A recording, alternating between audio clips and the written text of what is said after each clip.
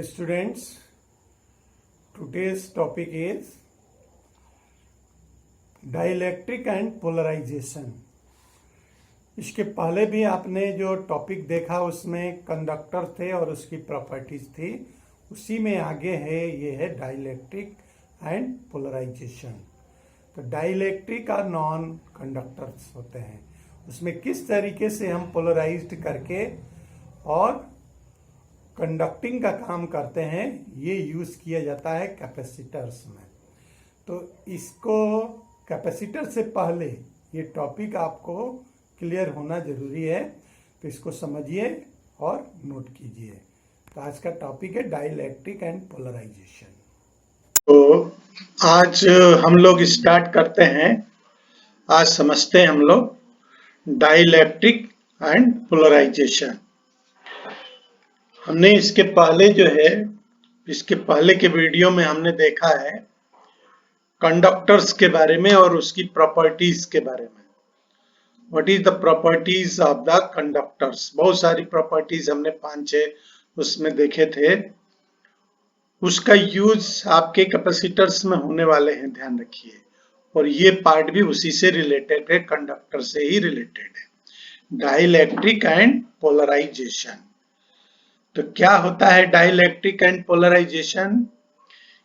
जब हम किसी कंडक्टर को ये एक कंडक्टर, आपको मालूम है कंडक्टर के ऊपर चार्ज कैरियर्स होते हैं, लेकिन जब हम किसी नॉन कंडक्टर को किसी इलेक्ट्रिक फील्ड में रखते हैं, ये आपका इलेक्ट्रिक फील्ड है, और जब हम इस नॉन कंडक्टर को एक इलेक्ट्रिक फील्ड में रखते हैं तो क्या होता है?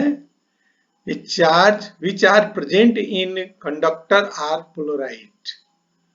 When we placed a conductor in an electric field, the charge which are present in the conductor are polarized. Conductor में जितने चार्ज होते हैं वो पोलराइज्ड हो जाते हैं, ठीक है।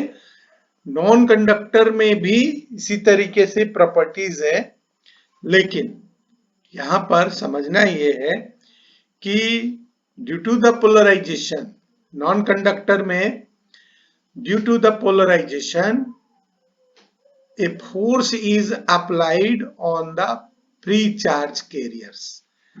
कंडक्टर्स के अंदर जो फ्री चार्ज कैरियर्स होते हैं, हम कंडक्टर की बात कर रहे हैं कि जो कंडक्टर में फ्री चार्ज कैरियर्स होते हैं, दे आर पोलराइज्ड।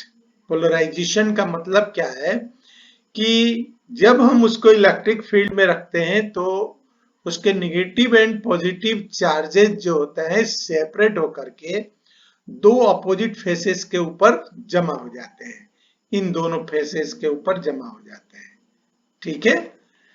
तो होता क्या है कि negative charge are shift on one side and positive charge are shift on opposite side as shown in the figure। ये एक कंडक्टर मान लीजिए, इस पर ये चार्जेस जो है शिफ्ट हो जाते हैं। दे प्रोड्यूस्ड इंड्यूस्ड इलेक्ट्रिक फील्ड। अब क्या होता है, इसके वजह से पोलराइजेशन के वजह से इसके अंदर एक इंड्यूस्ड इलेक्ट्रिक फील्ड जमा हो जाता है, और वो किस तरीके का होता है, जिसको हमने रिप्रेजेंट किया है IEN से। IEN मतलब इंड्यूस्ड, ये एक्सटर्नल इलेक्ट्रिक फील्ड है। They produce induced electric field, clear, जिसको हमने EIN से रिप्रेजेंट किया है। This induced electric field oppose the external electric field. ये क्या करता है, इस एक्सटर्नल फील्ड को का अपोज करता है। Till then both become equal and opposite in direction. क्या होता है, ये इक्वल हो जाता है, मैग्नीट्यूड तो इक्वल हो जाता है, लेकिन डायरेक्शन दोनों का अपोजिट हो जाता है। इसका डायरेक्शन ये है तो इसका डायरेक्शन ये हो जाता है, ठीक है। इसलिए इन दोनों का सम कैसा हो जाता है, 0 हो जाता है। Dielectrics are non conducting material. ये इसलिए फिगर दिखाया था आपको कि जो डाइलेक्ट्रिक्स होते हैं वो नॉन कंडक्टिंग मटेरियल्स होते हैं। When placed in electric field, charge cannot flow, so induced field does not nullify the external electric field। होता क्या है, उसमें भी इंड्यूस्ड इलेक्ट्रिक फील्ड जनरेट होता है, लेकिन इतना नहीं होता है कि वो इस एक्सटर्नल फील्ड को नलीफाई कर दे या जीरो कर दे। ठीक है ना, नॉन कंडक्टर की बात कर रहे हैं कि इसमें नॉन कंडक्टर में भी ऐसा नहीं होता है कि कंडक्टर में तो ये नलीफाई हो जाता है, लेकिन नॉन कंडक्टर में या डाइलेक्ट्रिक्स में क्या होता है, डाइलेक्ट्रिक्स भी एक नॉन कंडक्टर होते हैं, तो क्या होता है कि उसमें भी इंड्यूस्ड इलेक्ट्रिक फील्ड जनरेट होता है, लेकिन होता क्या है कि वो उतना नहीं होता है जितना कि कंडक्टर में होता है, ध्यान रखिएगा। ठीक है, so they are not nullify the electric field. ये इलेक्ट्रिक फील्ड को, ये dielectric material placed in electric field is zero, जिसको हम कह रहे हैं इलेक्ट्रिक फील्ड, ये एक्सटर्नल है। The dielectric charges are induced. Clear? The dielectric material have no charge carrier. उसके ऊपर चार्ज कैरियर्स नहीं होते हैं जितने की कंडक्टर्स के अंदर होते हैं। सो दे आर इंसुलेटर, इसलिए हम इंसुलेटर भी कहते हैं। And charges do not flow but are very small. ठीक है, इतने कम होते हैं कि फ्लो नहीं होते, लेकिन कुछ चार्ज उसके ऊपर रहते हैं। So an electric field induced but are not so large to balance the electric field। ये बैलेंस नहीं हो पाता है। so this is not is equal to zero, यहां पर जीरो नहीं हो पाता है। ठीक है, देन आगे चलते हैं, polar and non polar dielectrics. ये क्या होते हैं? Non polar and polar dielectrics का आप पढ़ चुके हैं पहले भी। जैसे मान लीजिए हम क्या करते हैं, एक स्लैब को हम किसी इलेक्ट्रिक फील्ड के अंदर रखते हैं, तो हम जान रहे हैं कि उसके अंदर बहुत सारे मॉलिक्यूल्स हैं। The molecules are very large and they will arrange themselves into definite position.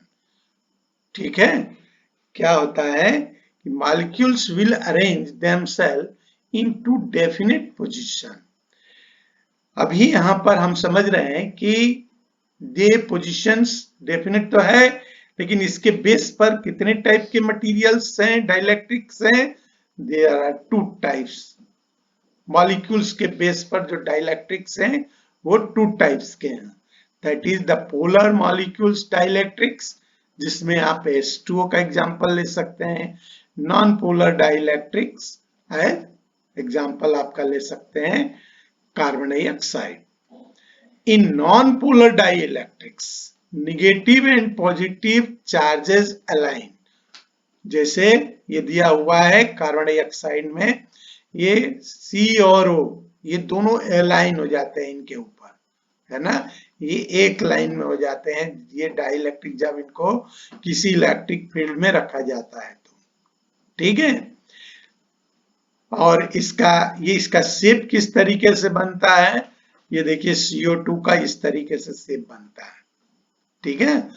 और ये किस तरीके के हैं, ये अगर ये पोलर नॉन पोलर मॉलिक्यूल्स हैं तो देखिए ये इनका शेप इस तरीके से लगभग रहता है, जब E जीरो रहता है और जब E नॉट जीरो रहता है तो ये अलाइन है और ये एक के ऊपर एक है, ठीक है। इसी तरीके से in non polar molecules, in non polar dielectrics negative and positive charge are align, but so align होने से होता क्या है इनका कि द नेट डाइपोल मोमेंट जो होता है वो जीरो हो जाता है, ठीक है। और in polar dielectrics the molecules negative and positive charges do not align, जैसे वाटर में होता है, ये अलाइन नहीं होते हैं, है ना। ये दिया हुआ है H2O का, यहाँ पर ये non polar and dipole movement या पोलर मॉलिक्यूल्स में इस तरीके से रहते हैं, वो लाइन नहीं रहते हैं। ये जो सीधे रहते हैं, ये सीधे नहीं रहते हैं, बल्कि ये इस तरीके से इधर उधर रेंडमली रहते हैं। तो in polar dielectrics the molecules negative and positive charges do not align. Clear? इस तरीके के शेप में होता है। ये फिगर भी आपके बुक में भी दिया हुआ है और आप इस तरीके से समझ भी सकते हैं। ये नॉन पोलर मॉलिक्यूल्स है, ये पोलर मॉलिक्यूल्स है। ठीक है। अब यहाँ पर थोड़ा सा आपको मैं ये चीज बता रहे हैं कि जो एलाइन होते हैं, जो पोलर्स एलाइन हो रहे हैं आपके, ये लाइन का मतलब अभी आपने देखा कि इस तरीके से रहते हैं, इस तरीके से रहते हैं। तो ये जो है, इनको हम एक नया वर्ड दिया गया है, इसको हम कहते हैं लीनियर आइसोट्रोपिक डाइलेक्ट्रिक्स। अब ये लीनियर आइसोट्रोपिक डाइलेक्ट्रिक्स क्या होते हैं?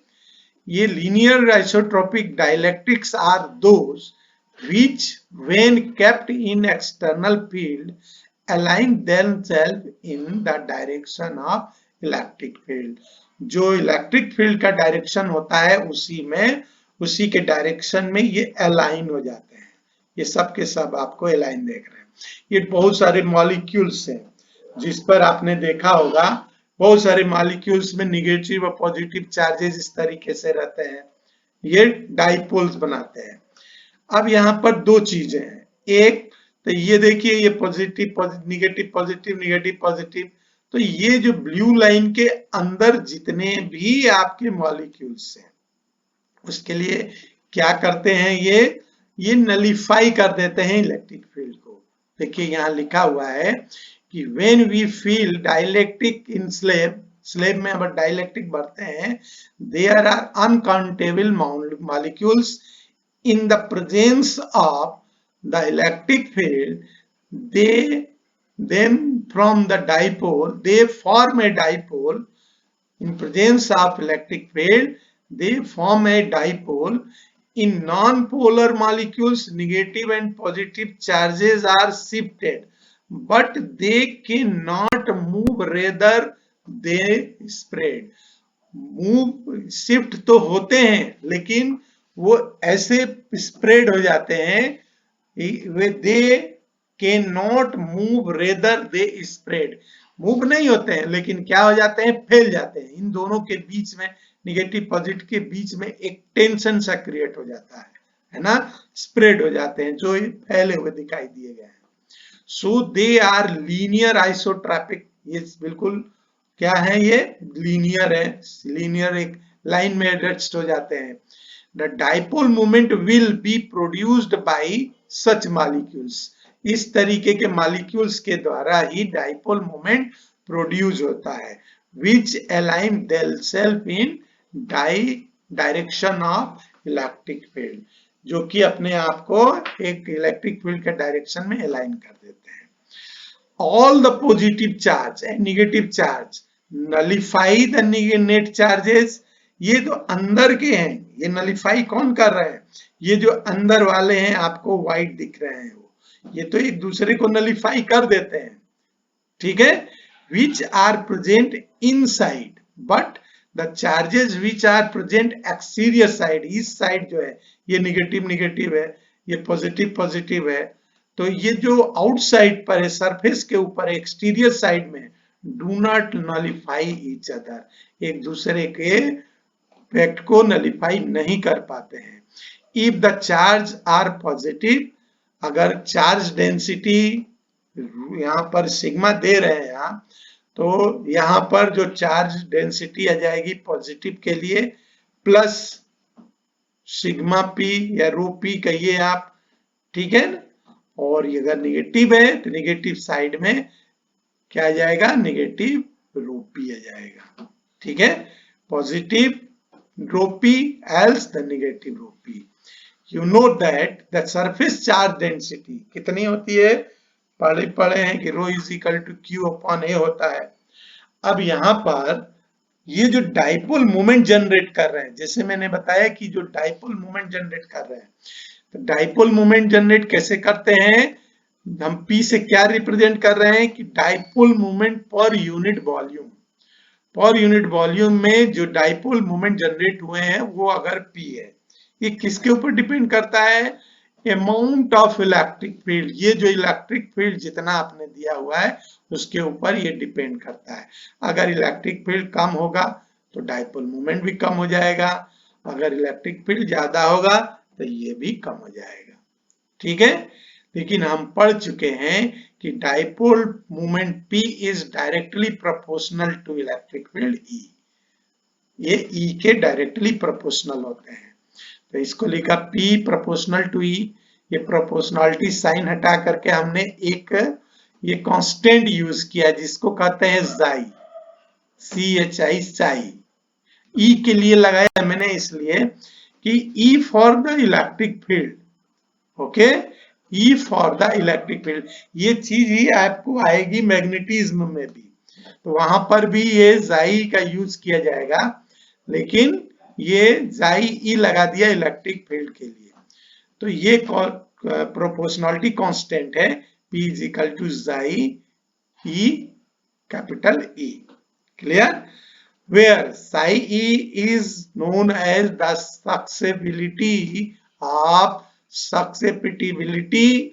electric dielectric, susceptibility of dielectric, and it is depend upon the material।